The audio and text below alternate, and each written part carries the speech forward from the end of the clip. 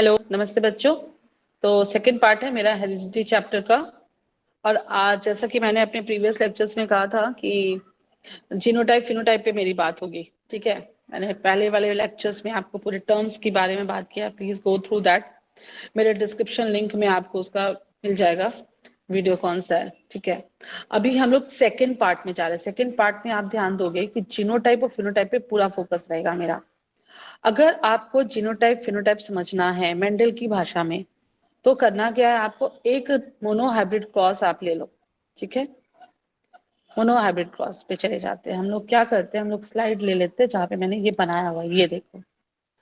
अच्छा, मैंने previous link में फिर ये भी बात किया था, पेरेंट्स, गैमेट्स, F1 ये सब क्या होता है, ये सब मैंने बात कर लिया है। अब यहाँ पर देखिए, ये मेरा हैंड रिटन ही है जो भी आपके सामने है। मैंने दो कैरेक्टर लिया, मतलब ये कैरेक्टर मैंने क्या लिया, मेंडल ने ही इसी तरह से हमें क्रॉस करके दिखाया और आज तक हमको उसको एज इट इज हम फॉलो कर रहे हैं। ठीक है, जब जहां जहां मेरा कर्सर जा रहा है वहां आप लोग प्लीज फोकस करिएगा।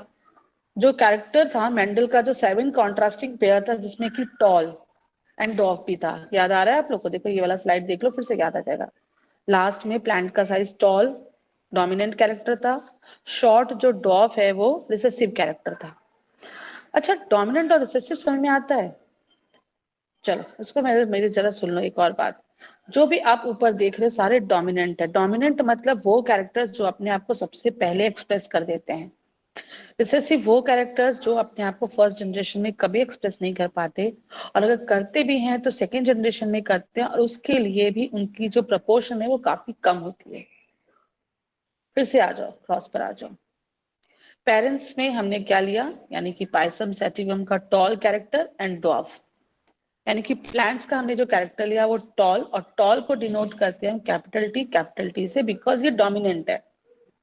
फिर से सुनो, टॉल को हम डिनोट करते हैं कैपिटल टी। किसी भी डोमिनेंट कैरेक्टर को डिनोट करने के लिए हमें कैपिटल टी लेना पड़ता है। ठीक, कैपिटल टी के बाद, एक मिनट बच्चों, ठीक है, उसके बाद हम लेते हैं डॉफ। डॉफ जो है रिसेसिव कैरेक्टर है। रिसेसिव का मतलब होता है स्मॉल टी स्मॉल टी।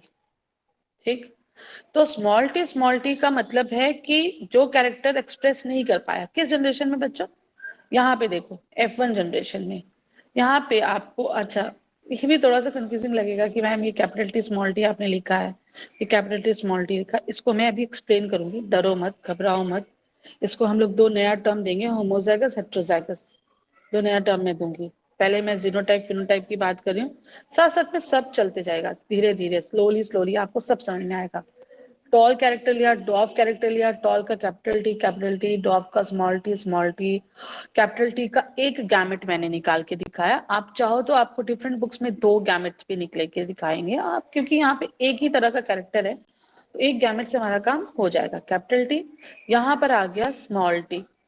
जब इन दोनों को हमने हाइब्रिडाइज करवाया, जब हमने देखा ये यूनाइट हुए, तो यहाँ पर बना, अगर आप इसकी जीन के लेवल पे स्टडी करो तो capital T small T, right. लेकिन जब आप इसको एक्सप्रेशन में, यानी कि आप देखोगे तो ये सारे आपको, मतलब मेंडल ने भी ये किया था, तो उन्होंने देखा क्या कि F1 जनरेशन यानी फीलियल 1 जनरेशन में सारे टॉल प्लांट है, सारे टॉल प्लांट है। ठीक, ये और बात है कि यहाँ से गैमेट कैपिटल टी आया, यहाँ से स्मॉल टी आया, तो यहाँ पे जो कंडीशन बना वो एलील्स का, वो कैपिटल टी स्मॉल टी बना। ठीक, कैपिटल टी स्मॉल टी से होता क्या है, कोई इससे प्रॉब्लम नहीं है। स्मॉल टी जो है वो होमोजाइगस कंडीशन में ही खुद को एक्सप्रेस करेगा। अब होमोजाइगस कंडीशन मतलब क्या, यानी कि अपने जैसा एक और।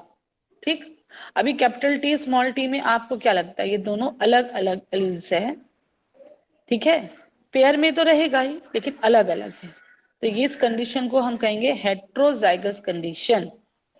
अगर अच्छा, फिर अब आप यहाँ पे बता दोगे मुझे कैपिटल टी ये क्या होमोजाइगस है? तो हाँ ये होमोजाइगस है, एक जैसा है दोनों। यहाँ पर स्मॉल टी यस होमोजाइगस है, ठीक है, कैरेक्टर अलग है, डॉफ है, ये शॉर्ट आप बोलो, बट है क्या, स्मॉल टी दोनों एक जैसा है। This condition we call it as homozygous, this condition we call it as homozygous. When they unite, they form capital T, small t, and they are tall. Because देखो यहाँ पे ही Mendel का पहला law आ गया. मेंडल का first law यही कहता है, the character which able to express itself in the first generation we call it as dominant character. ये बेटा हाइपोथेटिकल बच्चों, ये हाइपोथेटिकल बातें जो हैं, जो भी यहाँ पे लिखी हुई चीजें हैं, थ्योरेटिकल जिनको हम कहें, नॉट हाइपोथेटिकल, तो थ्योरेटिकल चीजें तो उन्होंने बाद में दी. पहले तो उन्होंने प्रैक्टिकली ऑब्जर्व किया होगा ना. तो जब उन्होंने गार्डन में प्लांट्स को लगाया था, तो फर्स्ट जनरेशन में उन्होंने पाया कि सारे प्लांट्स जो है वो टॉल हैं. तो वो बड़े हैरान हुए कि आखिर तो उन्होंने डॉफ के साथ भी क्रॉस करवाया, तो डॉफ प्लांट गया कहाँ. इसके लिए उन्होंने उसी जनरेशन के एक और प्लांट के साथ सेल्फ पॉलिनेशन करवाया. याद करो, मैंने जब आपको पिछले वीडियो में ये स्लाइड बताया था, तो मैंने आपको ये वाले स्लाइड पे मैंने आपको बताया था कि मेंडल ने 3 स्टेप लिया था. Selection of pure parent plants, तो आपको समझ में आता है. Production of first generation of plants by hybridization, जो कि F1 जनरेशन है. And raising of second and subsequent generation of self pollination of hybrids. यही काम वो यहाँ पे कर रहे हैं. अब नेक्स्ट जनरेशन के लिए ये क्या करवा रहे हैं, यहाँ पे सेल्फ पॉलिनेशन करवा रहे हैं. ये देखिए, अपने जैसे एक और प्लांट के साथ उसको क्रॉस, मतलब सेल्फ पॉलिनेशन करवा रहे हैं, not cross, sorry, self pollination करवा रहे हैं. अब यहां से गैमेट्स 2 तरह के निकलेंगे ना बच्चों, capital T small T, capital T small T. फिर इनको जब आप मिलाओगे, बनाओगे गैमेट से जाइगोट, तो कैसे बनाना, देखना तरीका देखो. कैपिटल टी को पहले आप क्या करोगे, इस साइड वाले दोनों के साथ आप बनाओगे. तो जब ये इधर से इसके साथ जाएगा तो आएगा capital T. Capital T colour पे ध्यान देना, ग्रीन कलर से है. फिर ये कैपिटल टी के साथ जाएगा स्मॉल टी, ये पिंक कलर का जो है. तो ये एक हो गया. फिर इसकी बारी, इस गैमेट की बारी, स्मॉल टी के साथ ये जाएगा इस तरफ. ठीक है, तो कैपिटल टी को हम आगे लिख दें, कोई दिक्कत नहीं है, स्मॉल टी. फिर इसके साथ इस गैमेट्स को ले जाओ, तो जाइगोट बनाया. देखो, अब मेंडल को पता चला कि हाँ, 3 जो है वो टॉल दिखाई दिए उनको, और एक जो है वो उनको डॉफ मिल गया. यानी कि जो F1 जनरेशन के पहले जब उन्होंने क्रॉस स्टार्ट किया था, तो डॉफ कैरेक्टर उनको नहीं मिल रहा था. F1 जनरेशन में सब डोमिनेंट मिल रहा था. ठीक है, लास्ट जनरेशन में इनको दिखाई दिया कि हाँ, 3 टॉल और 1 डॉफ है, यानी कि डॉफ प्लांट्स हैं. तब उन्होंने अपना पहला थ्योरी दिया, थ्योरी ऑफ, जिसको हम कहते हैं लॉ दिया, लॉ ऑफ डोमिनेंस. और वो यही कहता है, the character which able to express itself in the first generation we call it as dominant character, and which cannot able to express itself in the first generation, but they remain there in the hidden form, and in the next generation, F2 generation, they able to express itself but in very less ratio, we call it as recessive character. यानी एक बात तो एकदम आपको clear लग रही होगी कि रिसेसिव कैरेक्टर अपने आप को सिर्फ और सिर्फ होमोजाइगस कंडीशन में ही एक्सप्रेस कर सकता है. यानी स्मॉल टी जब आएगा, क्योंकि टॉल की बात हो रही है, डॉफ की बात हो रही है, इसलिए स्मॉल टी मैडम बोल रही हैं. कोई और मैं क्रॉस लेके भी आपको समझाऊंगी. तो फिर ये क्या आएगा, डॉफ हो जाएगा. अब मेंडल ने जो देखा होगा, अब मैं बात करती हूँ फिनोटाइपिक और जीनोटाइपिक की. फिनोटाइप, अब एक बार जरा आ जाओ, एक बार आ जाओ आप लोग उस स्लाइड पर जहां पे मैंने ये दिया हुआ था, रुक जाओ, डेफिनेशन पार्ट, ये देखिए. It is observable morphological appearance phenotype of an individual is determined by combination of alleles. पहला लाइन पे आप ध्यान देना, इट इज ऑब्जर्वेबल, जो हम देख सकते हैं वो. मॉर्फोलॉजिकल, जो बाहर से अपीयर होता है वो, यही होता है phenotype. The character which you able to which able to see, which able to observe, जो आप देख सकते हो, बाहर से देख के बता सकते हो. जैसे कि आपने किसी को भी देखा, बताया कि हाँ ये लंबा है, ये गोरा है, ये मोटा है. These are the morphological appearance. We call such type of characters, we call it as phenotype. And phenotype of an individual is determined by the combination of alleles. alleles का combination कैसा होगा, यही बताएगा phenotype. अच्छा, genotype देखो, genotype देखो, it is representation of an individual's genetic constitution. अब आप इसको तो देख के नहीं बता सकते ना बच्चों, किसी इंसान को देख के आप उसके जीन्स के बारे में नहीं बता सकते, अनलेस एंड अनटिल आप उसके जेनेटिक जीन्स की स्टडी ना करो. ठीक है, यहाँ पर it is representation of an individual genetic constitution with respect to a single character. कोई एक कैरेक्टर को ले लो आप, अभी जैसे हम लोग टॉल की बात कर रहे हैं, तो टॉल की बात करके अगर हम लोग करें, तो टॉल को देख करके उसके सिंगल कैरेक्टर का जीन कैसा होगा, इसको स्टडी करना है। अब इसको स्टडी करने के लिए आप क्या करो, वापस से आप आ जाओ स्लाइड पर, 1 मिनट, ये स्लाइड है, ये वाला देखो। अब आप ना इसमें क्या करो, यहाँ पे आप मुझे बता लोगे आराम से, देखो फिनोटाइपिक रेशियो आपको देखने से क्या लगता है, 1 2 3 आपको टॉल दिखता है, एक आपको ड्वार्फ दिखता है, तो फिनोटाइपिक रेशियो हो जाएगी 3:1, याद कर लोगे। मोनोहाइब्रिड क्रॉस की फिनोटाइपिक रेशियो होती है 3:1, ठीक है। जीनोटाइपिक रेशियो होती है 1:2:1। आपके इसके एलील्स को पढ़ना है, ध्यान से देखना है। कैपिटल टी प्योर फॉर्म में है, इसका जीन कैसा है, प्योर है, होमोजाइगस कंडीशन है, टॉल। यहाँ पर ये वाला और ये वाला दोनों टॉल है, बट इसका एलील कैसा, इम्प्योर फॉर्म में है। कैपिटल टी के साथ स्मॉल टी है, कैपिटल टी के साथ स्मॉल टी, ये हेट्रोजाइगस कंडीशन में, बट है ये भी टॉल, तो इसको हम अलग से लिख देंगे। जीनोटाइपिक रेशियो में ऐसा करेंगे हम, 2:1। ये जो डॉफ है ये आपका 1 है, सिर्फ एक है, रिसेसिव बस एक ही है, यही है बस आपका फिनोटाइप, जीनोटाइप, मोनोहाइब्रिड क्रॉस। आप लोग क्या करो ना, डायहाइब्रिड क्रॉस में अभी इस वीडियो में नहीं लूंगी, नहीं तो फिर ज्यादा हो जाएगा आप लोग के लिए।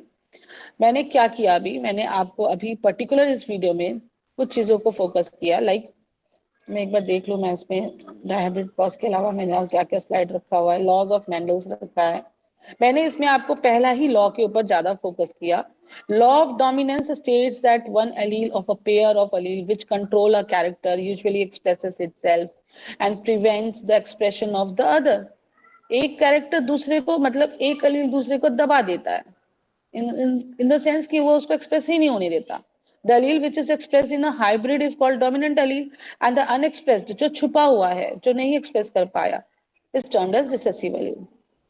और इसके लिए एक्सप्लेनेशन अगर आपसे मांगा जाए, क्योंकि मैंने कहा टर्म 2 आपका सब्जेक्टिव क्वेश्चंस आएंगे, और अगर आपसे बोला जाए कि डोमिनेंट का आप लॉ ऑफ डोमिनेंस को एक्सप्लेन करेंगे, तो आप सिर्फ लिख कर नहीं आएंगे, आप एक मोनोहाइब्रिड को जल्दी से बनाकर आ जाएंगे। मैंने एक एग्जांपल आपको दिया है यहाँ पे, टॉल एंड ड्वार्फ का। आप चाहो तो जितना मर्जी जो 7 कैरेक्टर उनको लेके बनाओ, मैं और वीडियोस में और डालूंगी मैं और भी क्रॉसेस आपके लिए, डोंट वरी अबाउट दैट। और मैंने ये लॉ ऑफ सेग्रीगेशन और लॉ ऑफ इंडिपेंडेंट असॉर्टमेंट अभी रखा हुआ है आप लोग के लिए, इसको रुक जाइए आप लोग इस वाले में, ठीक है। ये सब आगे का पार्ट है, इस पे अभी हम लोग आए नहीं है, आएंगे तब इस पे बात करेंगे। लॉ ऑफ सेग्रीगेशन मैंने मना ही कर दिया, मैंने अभी सिर्फ आपको लॉ ऑफ डोमिनेंस बताया, ठीक है। उसके बाद ये वाला स्लाइड तो टर्म इसके लिए डायहाइब्रिड क्रॉस के लिए, इस पे अभी आप लोग एकदम मत फोकस करो, ये डायहाइब्रिड यहीं तक अभी आप फोकस करो, ठीक है। मोनोहाइब्रिड क्रॉस पे आप प्लीज फोकस करो। क्या किया है मैंने, कैरेक्टर लिया टॉल डॉफ, मैं इसकी जगह दूसरा कैरेक्टर भी ले सकती थी, ठीक। जो भी आपका मन है आप लेके करके देखो इसको, इसके गैमेट्स निकाले यहाँ पर, फिर कंबाइन किया, हमने देखा कि टॉल है सारे, फिर हमने इसको सेल्फ पॉलिनेट करवाया, तो उसके ही गैमेट जब स्प्लिट किए तो capital T small T, capital T small T, capital T को दोनों के साथ इस साइड, फिर स्मॉल टी को दोनों के साथ इस साइड, फिर हमने इसको लिखा। तो लिखने के बाद जो देख के हमें लगा कैरेक्टर्स, उसको हमने फिनोटाइपिक रेशियो का, दैट इज 3:1। मोनोहाइब्रिड क्रॉस की रेशियो फिनोटाइपिक कितनी होती है ये आपको हमेशा याद रखना है, 3:1। जीनोटाइपिक रेशियो आपको उसको जीन्स को स्टडी करना है, इसके लिए इसको आप देखोगे प्योर फॉर्म में ये है, होमोजाइगस है, ये दो हेट्रोजाइगस है बट टॉल है, और ये होमोजाइगस डॉफ है, तो इसकी रेशियो जाएगी 1:2:1, ठीक है। तो this is all about my second part of the video of heredity chapter. I hope you able to understand, and once again I am saying, if you are not able to understand, please please please ask me question in my telegram group. I am going to give that link of the telegram group in the description box. Okay, thank you and wait for my next video.